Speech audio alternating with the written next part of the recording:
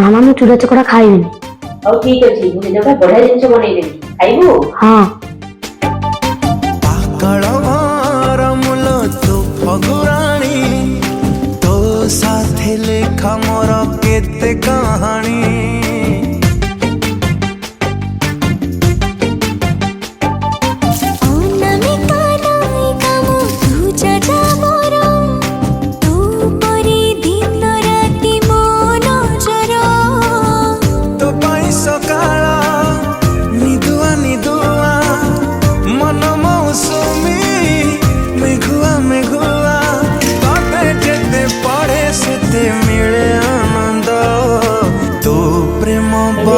Test करके देखिलु केमती ହେଇଛି।